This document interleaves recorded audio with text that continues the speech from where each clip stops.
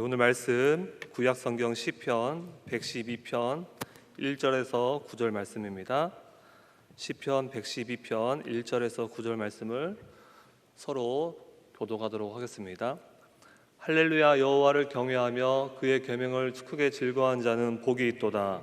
그의 후손이 땅에서 강성하며 정직한 자들의 후손에게 복이 있으리로다. 부와 재물이 그의 집에 있으며 그의 공의가 영구히 서 있으리로다. 정직한 자들에게는 흑암 중에 빛이 일어나나니 그는 자비롭고 긍휼이 많으며 의로우니로다. 은혜를 베풀며 꾸어주는 자는 잘되나니 그 일을 정의로 행하리로다. 그는 영원히 흔들리지 아니하며 의인은 영원히 기억되리로다. 그는 흉한 소문을 두려워하지 아니하며 여호와를 의뢰하고 그의 마음을 굳게 정하였도다. 그의 마음이 견고하여 두려워하지 아니할 것이라. 그의 대적들이 받는 보응을 마침내 보리로다. 다 같이요. 그가 재물을 흩어 빈궁한 자들에게 주었으니 그의 의가 영구히 있고 그의 뿔이 영광 중에 들리리로다. 아멘. 제가 이 자리에 설 때마다 성경 구절 가장 먼저 떠오르는 것이 하나 있는데, 그것은 바로 요한 3서 1장 2절인 말씀입니다. 여러분들 아마 들으시면 다 아실 겁니다. 사랑하는 자여, 내 영혼이 잘된 같이 내가 범사에 잘되고 강건하기를 내가 간구하노라. 목회자는 단상에 섰을 때, 말씀을 준비하며 단상에 섰을 때 가장 바라는 것이 그겁니다. 우리 성도님들이 이 말씀을 잘 듣고 신앙생활 잘해서 이 땅에서도 축복을 받는 것, 그리고 하나님을 만나며 그 하나님의 어떤 그 축복을 많이 간증할 수 있는 것이 바로 이 목회자의 심정입니다. 그래서 하나님께서는 우리에게 날마다 많은 복을, 눈에 보이진 않지만 많은 복을 내려주시고, 또 이 말씀 가운데 우리에게 그 많은 복들을 얻어갈 수 있도록 하나님께서 날마다 우리를 간구하시지만, 때로는 교인 중에 이런 분들이 있습니다. 예수님을, 하나님을 믿었음에도 불구하고 별로 그렇게 피부에 와닿을 정도로 복을 받은 것이 없다라고 말하는 교인들이 덜어 있습니다. 생각보다 이런 분들이 많음을 뒤늦게 알았지만, 우리가 하나님을 믿기는 했는데 특별히 하나님께로부터 어떠한 복을 받은 것이 없다라고 느끼는 것이죠. 그래서 여러분, 이것도 우리 남 얘기가 아니라 자세히 우리가 살펴보면 정말 우리 역시 이것도 하나님의 복에 대해서 우리가 중요하게 짚고 넘어가야 할 중요한 문제인 것 같습니다. 왜냐하면 단지 내가 살면서 얼마나 많은 것을 소유했고 내가 얼마만큼 성공했으며 내가 계획한 대로 삶을 잘 살아가느냐 하는 문제가 아니라, 하나님의 복은 전적인 믿음의 문제입니다. 그래서 내가 복을 받았는지 혹은 얼마나 복을 받았는지 잘 모르는 것은 전적으로 믿음의 문제이므로 각 개인이 그 차이를 느끼는 것이죠. 예를 들어 우리 각 가정마다 자녀들이 있습니다. 자녀들이 있는데 이 자녀들이 가정도 꾸리고 자동차도 있고 그리고 직장도 있습니다. 그리고 건강도 합니다. 부모가 볼 때에는 화목하게 살아가는 것 같습니다. 충분히 행복한 조건이 있음에도 불구하고 단 몇 가지의 문제로 나는 불행합니다, 나는 별로 복을 받는 사람이 아닌 것 같습니다라고 만약에 그렇게 불평한다면, 아마 부모인 우리로서는 참 그 얘기를 자식 입에서 들었을 때 참 기가 막히고 어이가 없을 것이죠. 부모님 입장에서는 충분히 행복하다고 고백할 수 있는 조건이 분명히 있는데, 자녀는 불행하다는 이 생각 안에 갇혀 사는 것입니다. 그래서 사실 얼마든지 행복할 수 있는데도 불구하고 안타깝게 고통스럽고 불행한 쪽으로 기울며 살아가는 것이 아마 현실인 것 같습니다. 하나님을 믿는 우리도 마찬가지입니다. 우리가 이 땅에서 예수님을 영접하고 그분을 믿고 살아가는 이 자체가 우리 스스로 말할 수 없는 엄청난 복을 받은 사람인 것을 우리가 알아야 되고, 우리가 이미 복 있는 사람이라는 것을 우리 성도님들은 다 깨달았으면 좋겠습니다. 지금은 아니지만 하나님께서 앞으로 우리에게 복을 주실 거야, 잘 되게 하실 거야, 축복의 통로가 되게 하실 거야, 이게 아니라 우리는 언제, 어느 때 예수님을 믿었을 때, 예수님을 영접했을 그때부터 이미 우리는 복 있는 사람입니다. 복의 통로가 되는 사람입니다. 그래서 우리는 믿음으로 살아갈 때 하나님께서 우리를 통해서 복의 통로로 살아가게끔 환경을 열어주신 것입니다. 그래서 우리는 예수님을 통해서 우리의 모든 죄가 사함을 받았습니다. 하나님이 우리를 사랑하신 것과 더 나아가 우리를 자녀 삼으셨습니다. 또한 믿음이라는 선물을 거저 주셨기에 우리는 하나님이 살아계심을 믿게 되었고 또 하나님의 나라가 있다라는 사실을 우리는 알게 되었습니다. 여러분, 이 땅에 살아가면서 이 사실 자체가 이 사실 자체를 아는 것만으로도 얼마나 큰 축복입니까? 그런 은혜와 복을 우리는 지금 받고 있습니다. 그래서 우리는 이미 복 있는 사람들입니다. 근데 중요한 것은 이제 그 복 있는 사람들의 삶을 살아가야 되는데, 즉 복의 통로가 되는 삶을 살아가야 되는 것이죠. 다시 한번 말씀드리지만 이것은 온전히 각 개인의 믿음의 문제이므로 오늘 성경은 그 복 있는 사람은 그럼 어떻게 살아가야지 말씀해 주시고 있는데 1절 한번 읽겠습니다. 할렐루야. 여호와를 경외하며 그의 계명을 크게 즐거워하는 자는 복이 있도다. 네, 1절에 이렇게 써 있습니다. 할렐루야, 여호와를 경외하며 그의 계명을 크게 즐거워하는 자는 복이 있도다. 믿음의 사람들은 어떻게 살아가야 되는지 벌써 전제 조건이 깔려 있는 거죠. 하나님을 경외하며 그의 계명을 크게 즐거워하면서 살아가야 된다는 것을 말해주고 있는 것입니다. 그래서 이 서로 하나님을 경외하는 것과 하나님을 크게 즐거워하는 것은 서로 때려야 뗄 수 없는 관계로 하나님을 경외하는 자만이 그의 계명을 즐거워할 수가 있는 것이고, 그의 계명을 크게 즐거워할 수 있는 사람은 자세히 보면 그 사람은 하나님을 경외하는 사람입니다. 만약에 여러분이 하나님을 믿고도 아직도 무슨 큰 복을 받았다라고 생각하지 못하거나 혹은 앞으로 하나님께서 어떤 복을 주시기를 그냥 마냥 기다리고 있는 사람이라면, 그것이 아니라 우리는 이제 그 복을 확인하기 위해서는 마냥 기다릴 것만이 아니라 하나님을 진실로 경외하고 하나님의 말씀을 크게 즐거워하는 삶을 살아가야 될 줄 믿습니다. 그래서 성경은 너무나 명확해서 이 성경대로 우리가 체험을 해야 되는데, 여기서 체험이란 내가 과거의 삶에는 성경만 펼치면 별로 읽고 싶은 마음이 들지도 않고 내용이 너무 딱딱해서 잠도 오고 그랬던 내가 이제는 내가 성경을 통해서 그 내 속에 변화가 일어나는 것을 우리가 체험을 해야 돼요. 다시 한번 말씀드리자면 우리가 하나님의 말씀을 읽을 때 내 마음속에서 요동치는, 즉 하나님의 마음에 대한 내 마음의 변화를 우리가 체크를 해야 됩니다. 이것이 되었을 때 우리는 체험신앙이 생길 수가 있는 것입니다. 여러분 모두 원죄가 무엇인지 아십니다. 원죄는 쉽게 정의한다면 하나님의 말씀을 버리고 마귀의 말을 따른 것이 원죄입니다. 하나님은 아담과 하와에게 선악과를 따먹지 말라고, 그리고 따먹는 즉시 정령 죽을 것이라고 분명하게 말씀하셨고, 이어 마귀는 그들에게 선악과를 따먹어야만이 너희가 하나님과 같이 될 수 있을 것이라고 속삭이죠. 그래서 이때 아담과 하와가 하나님의 경외하며 하나님의 말씀을 크게 즐거워했더라면 당연히 하나님의 말씀을 따라갔을 텐데, 그렇지 못하고 안타깝게도 그들은 그 마귀의 속삭임에 넘어가고 말았습니다. 그 유혹에 넘어갔습니다. 이것이 바로 원죄죠.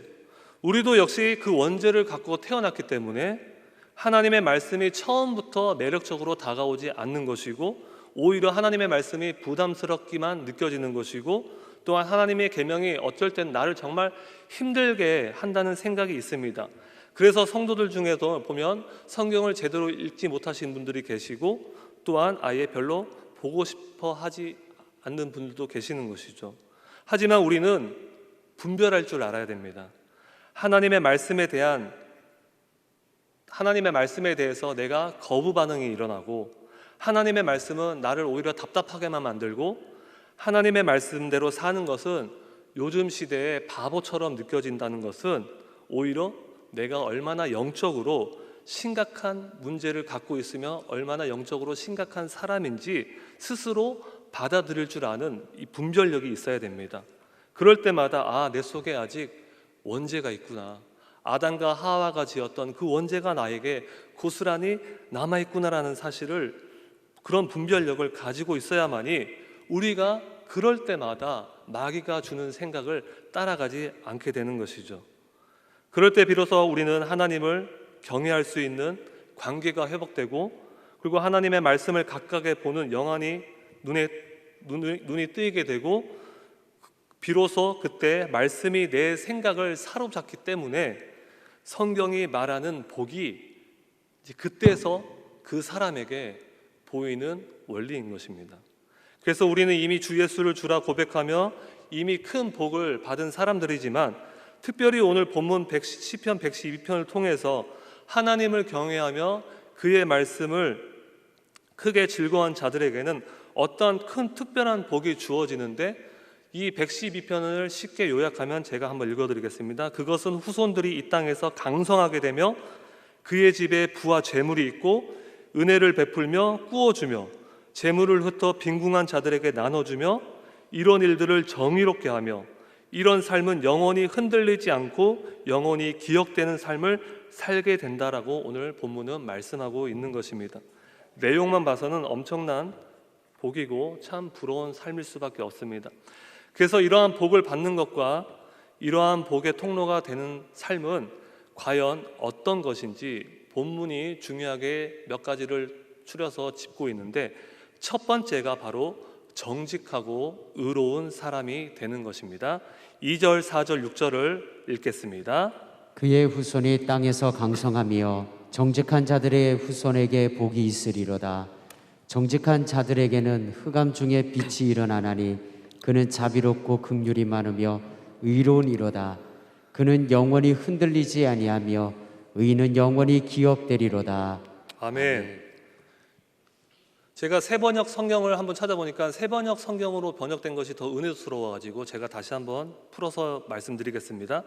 그의 자손은 이 세상에서 능력 있는 사람이 되며 정직한 사람의 자손은 복을 받으며 정직한 사람에게는 어둠 속에서도 빛이 비칠 것이다. 그는 은혜로우며 긍휼이 많으며 의로운 사람이다. 그런 사람은 영원히 흔들리지 않을 것이다. 의로운 사람은 영원히 기억된다. 바로 우리가 정직하고 의로운 사람이 되었을 때 하나님께서 주시는 축복의 말씀을 오늘 본문을 통해서 하고 있는 것입니다. 2절과 4절은 정직에 대해서 말하고 있고 4절과 6절은 의로운 사람에 대해서 말하고 있는데, 실제로 하나님을 우리가 경외하고 정말 하나님을 정말 바라보는 삶은, 그 사람은 정직하고 의로운 사람이 될 수밖에 없습니다.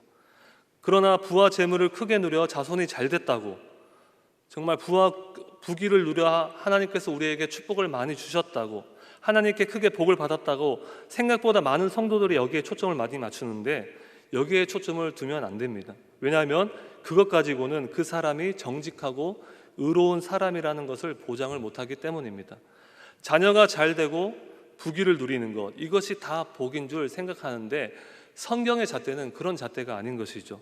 하지만 성경에 말하는 진짜 복은 그런 결과의 잣대를 가지고 분별하는 것이 아니라, 성경에 말하는 진짜 복이 무엇이고 정말 우리에게 정말 이 중요한 복이 있는지 없는지에 대한 엄격한 기준은 너희가 정말 이 세상에서 내 앞에서 사람들 앞에서 정직하고 의롭게 사느냐라고 우리에게 질문을 하고 있는 것이죠. 예전에 초등학교에서 이제 시험을 치는데 늘 시험을 칠 때마다 그 반에서 1등을 독식하는 한 우등생이 있었습니다. 그런데 이제 그 1등을 독식하는 날마다 우수생으로 이제 그 총망 맞던 아이가 그날따라 한 문제를 헷갈려서 답을 몰라 이제 쩔쩔매고 있는데, 그 옆에 있는 학생은 그 우등생을 통해서 그 성적 향상을 쏠쏠한 재미를 얻고 있는 학생들이 있었어요.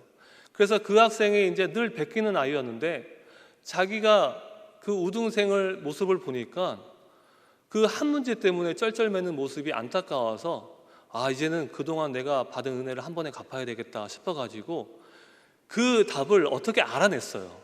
그 답을 또 다른 사람을 답안지를 받겠죠.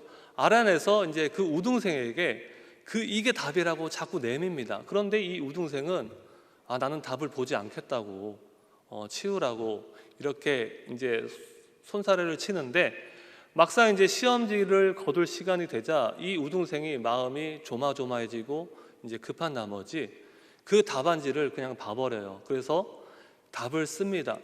그런데 그 반을 다 감독하시는 반 선생님이 모든 광경을 다 보았어요. 그래서 이 우등생이 참 그 쩔쩔매는 모습과 그리고 마지막에 잘 참아줬으면 하는 마음이 있었지만 끝내는 컨닝하는 그런 모습을 봤을 때 이 선생님의 마음은 참으로 많이 안타까웠습니다. 그래서 이제 종이 울리자 나머지 다른 학생들은 다 시험지를 교탁 위에 놔두고 이제 교실 밖을 떠나가는데, 이 우등생은 마지막까지 끝까지 앉아 마지막에 앞에 나와서 교탁 위에 시험지를 내밀면서 선생님한테 이렇게 말을 합니다. 선생님, 저 빵 좀 주세요. 사실 저 한 문제 컨닝했습니다. 이렇게 말을 했을 때 안타까운 마음을 들었던 그 선생님의 마음은 어땠을까요? 선생님은 그 학생을 와락 끌어안아주면서 이렇게 말을 했습니다.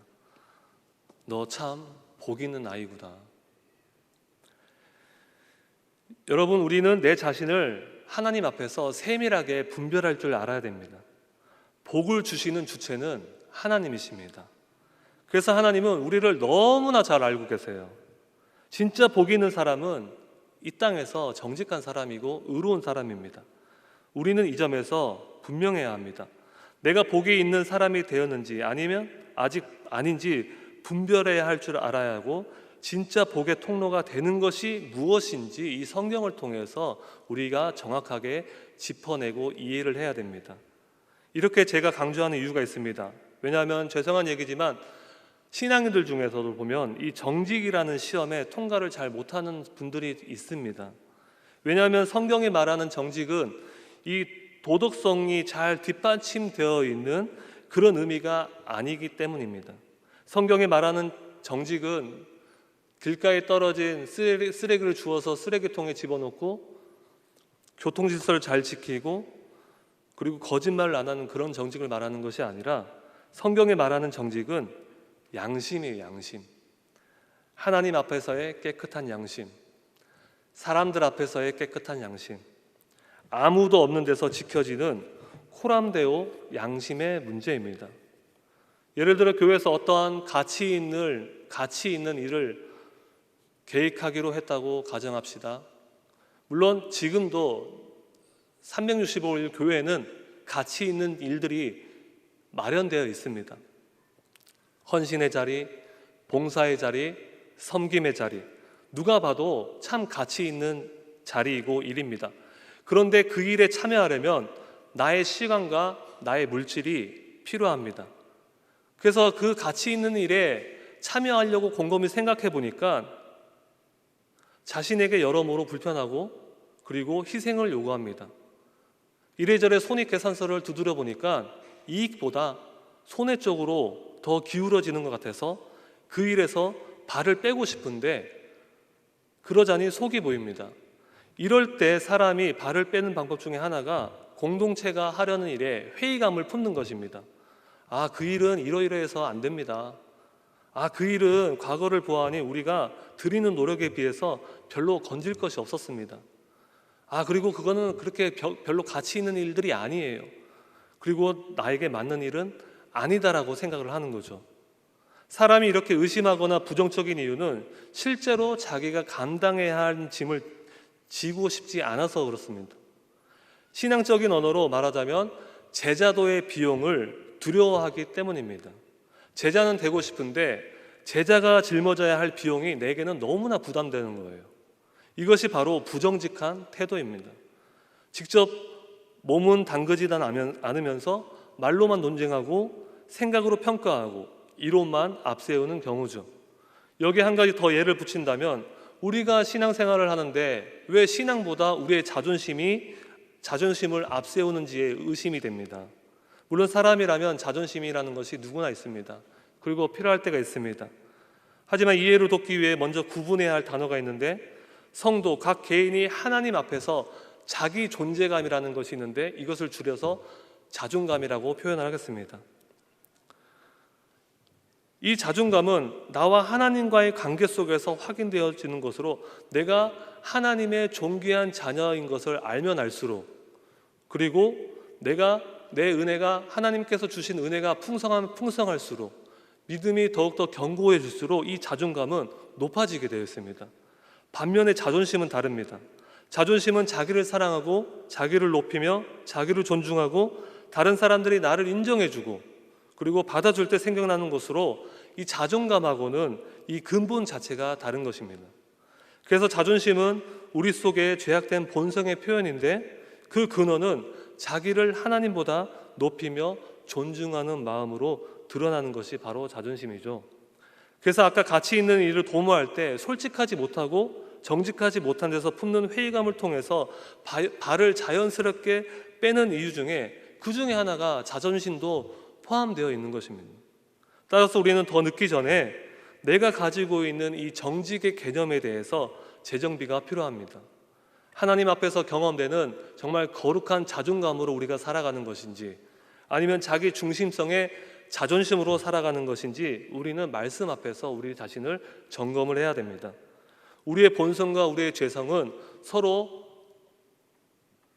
뒤엉켜 있는데, 이 두 가지를 서로 떼어낼 수 없는 것은 우리의 죄성이 곧 우리의 본성이고, 우리의 본성이 곧 우리의 죄성이기 때문입니다.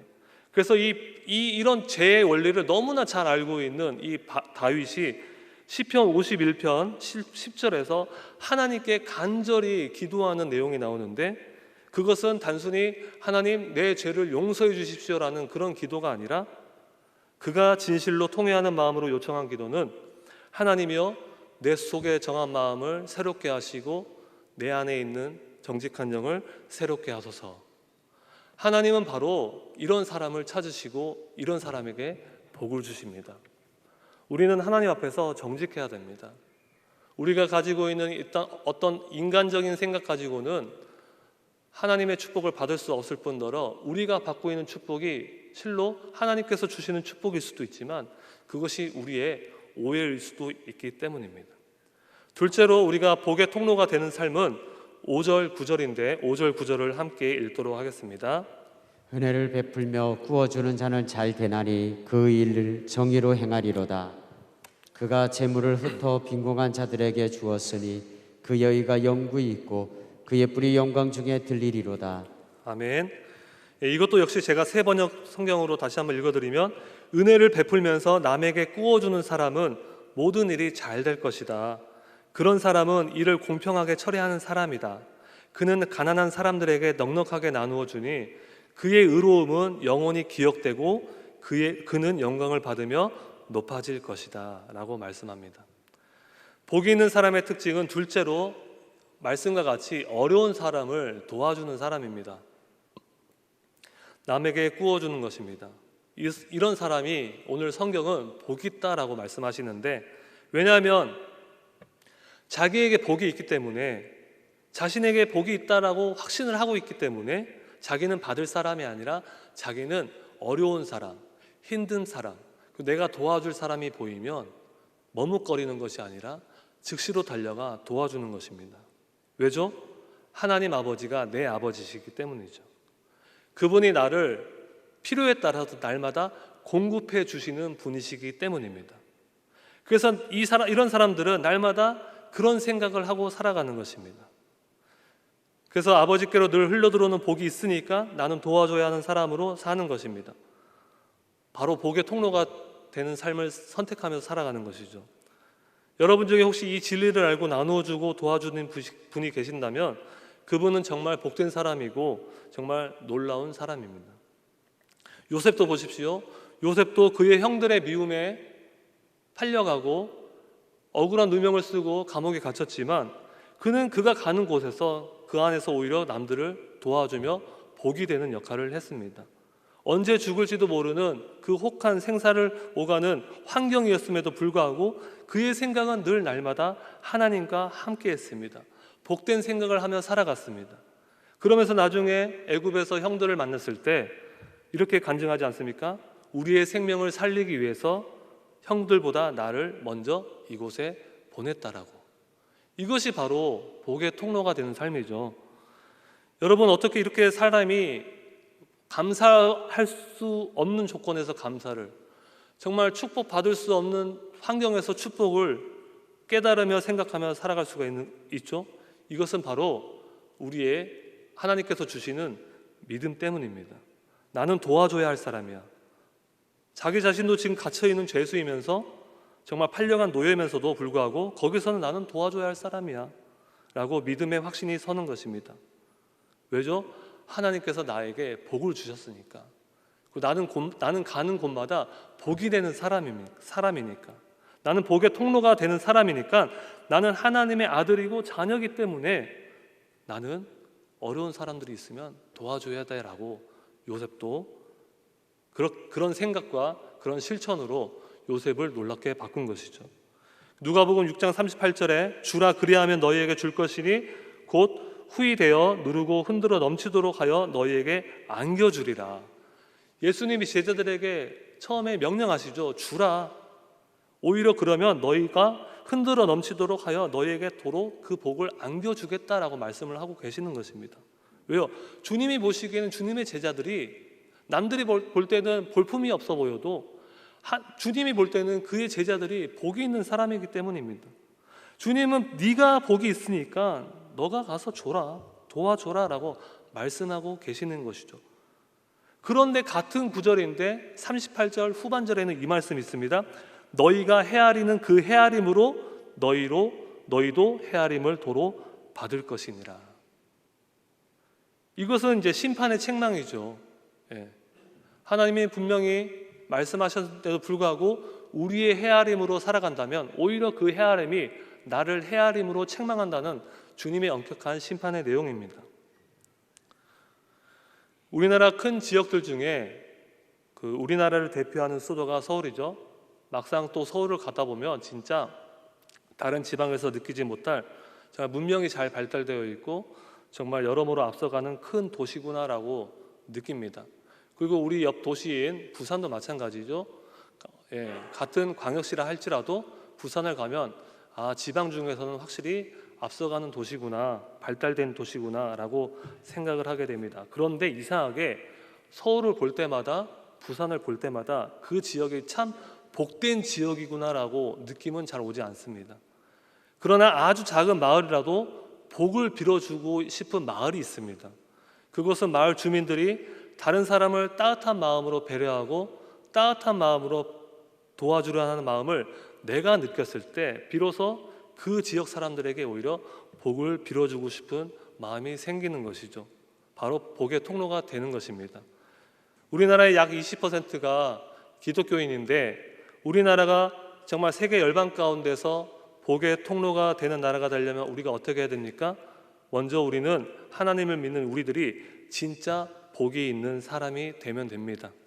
그리고 이미 복을 받은 사람이기 때문에 힘들고 어려운 사람들이 보이면 그냥 지나치는 것이 아니라 정말 내가 먼저 직접적으로 달려가서 도와주는 것이 우리의 일이자 우리의 사명인 줄 믿습니다. 그러면 우리나라는 세계에선 작지만 아마 세계에서 눈여겨보는 복의 통로의 나라가 되는 그런 나라로 우리를 보게 될 것입니다. 셋째로 복의 통로가 되는 삶은 흔들리지 아니하고 두려움이 없다라고 말씀하시는데 6절, 7절을 함께 읽도록 하겠습니다. 그는 영원히 흔들리지 아니하며 의인은 영원히 기억되리로다. 그는 흉한 소문을 두려워하지 아니하며 여호와를 의뢰하고 그의 마음을 굳게 정하였도다. 아멘. 이것도 역시 세 번역으로 말씀드리자면 그런 사람은 영원히 흔들리지 않을 것이다. 의로운 사람은 영원히 기억된다. 그는 나쁜 소식을 두려워하지 않으니 주님을 믿음으로 그의 마음이 굳건하기 때문이다. 여러분, 많은 성도들이 하나님의 말씀대로 사는 것은 알지만 하나님의 말씀대로 실제로 사는 것을 살지 못하는 이유가 있는데, 그것이 바로 두려움 때문입니다. 그러면 우리에게 이 땅에서 살아갈 때 하나님 말씀대로 사는 것이 왜 두려움이 생길까요? 그것은 바로 전적으로 하나님을 신뢰하지 못해서 우리에게 두려움이 찾아오는 것이죠. 내가 정말 하나님의 말씀대로 살면 하나님께서 나의 인생을 건져내 주실까? 내가 정말 하나님의 말씀에 순종하면 하나님께서 나에게 정말 복을 주실까? 이것이 믿겨지지 않으니까, 경험이 없다 보니까, 체험이 없다 보니까 내가 하나님의 말씀대로 살아가지 못하는 거예요. 그 두려움 때문에. 그래서 가장 안 좋은 사실은 하나님이 이 사람을, 그 가정을 축복을 하고 싶어도 축복을 못 하시는 겁니다. 왜요? 하나님을 신뢰하지 못하기 때문에. 세상의 엄습으로 날마다 두려움을 갖고 사는 사람이기 때문에 그 사람을 온전히 사용하지 못하는 거예요. 그러나 복이 있는 사람은 하나님을 어느 때와 상관없이 신뢰합니다. 하나님을 믿습니다. 지금도 하나님이 여전히 살아계심을 믿습니다. 이 아버지가 참 좋은 아들에게 어느 날 아버지가 그 아들을 불러서, 얘야, 네가 좀 나를 위해서 이런 일을 좀 해다오 라고 부탁을 하면 그 아들은 뛸 듯이 기쁠 거예요. 왜냐하면 평소에 아버지를 좋아했기 때문에, 아버지가 형도 있고 누나도 있고 동생도 있는데 이 일을 나한테 시켰어. 그래서 아버지가 무엇을 시켰던 간에 아버지가 나에게 그 일을 시켰다는 이유 하나만으로 아마 뛸 듯이 기쁠 겁니다.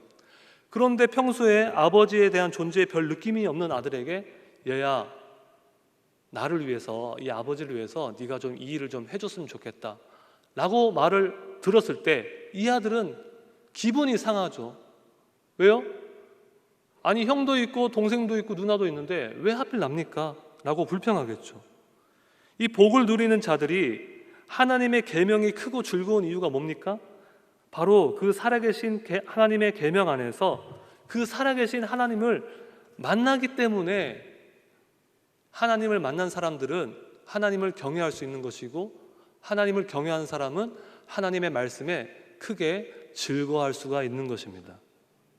하나님이 정말 나와 함께 계신다는 것을 아는 것과 그것을 믿고 사는 사람들입니다. 그래서 이들의 삶은 아까 세 번째로 말씀드린 것 같이 쉽게 흔들리지 않고 두려움이 없습니다. 그러나 신앙생활 하다가 안 좋은 이야기가 계속 흘러 들어올 때도 있죠. 이때 흔들리고 두려워하는 자들은 이미 세상의 기준과 세상의 방법을 찾아서 살았던 자들로, 그 흘러 들어온 얘기들이, 그런 소문들이 나와 관련이 있다면 밤잠을 설칩니다. 하지만 하나님을 신뢰하고 하나님을 전적으로 믿는 사람들에게는 그런 흉흉한 이야기가 나에게 다가온다 할지라도, 그런 안 좋은 소문이 내게 들려온다 할지라도, 그 소문이 과연 나와 관계되었다 할지라도 그것만으로 걱정하거나 두려워하지 않습니다. 이런저런 세상 방법 가지고 총동원해서 대처하지 않습니다. 모든 일은 반드시 바른 대로 돌아간다라는 이 사필귀정의 사자성어가 있듯이, 하나님께서 이미 다 아실 것과 나의 형편을 이미 다 아실 것과, 그리고 하나님이 이 일을 책임져 주실 것과, 그리고 하나님께서 나를 인도해 주신다는 그런 믿음이, 그리고 마지막에 하나님께서 모든 일은 옳고 그름은 하나님께서 다 분별하게 해주실 것을 믿는 사람들이기 때문입니다. 그러므로 하나님을 믿어 내가 복이 있고 내가 복의 통로다라고 믿는 사람들은 어떤 환난이 오거나 어떤 어려움이 와도 그들은 쉽게 무너지거나 와해되지 않습니다. 흔들리지 않습니다.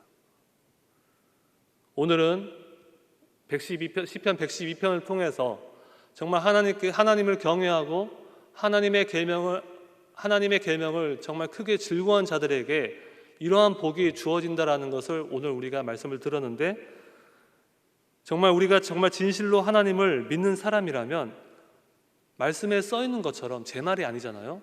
말씀에 써 있는 것처럼 하나님을 경외해야 될 줄 믿습니다. 그리고 하나님의 말씀을 크게 즐거워할 수 있는 삶을 살아가야 될 줄 믿습니다. 그리고 여러분들이 이미 복이 있는 사람인 것을 믿으셔야 됩니다. 늘 그렇게 생각하며 살아가야 합니다.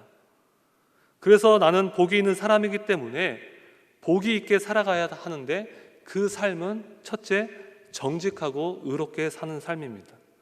둘째, 은혜를 베풀며 어려운 사람을 도와주는 삶입니다. 셋째, 어떤 환난과 어떤 공격이 온다 할지라도 흔들리지 아니하고 두려움이 없는 삶입니다. 이런 삶으로 내가 먼저 복을 받고 내 후손들이 복을 받으며, 그리고 이 땅에 사는 날 동안 여러 사람들에게 복의 통로가 되는 삶이 되기를 주님의 이름으로 축복합니다.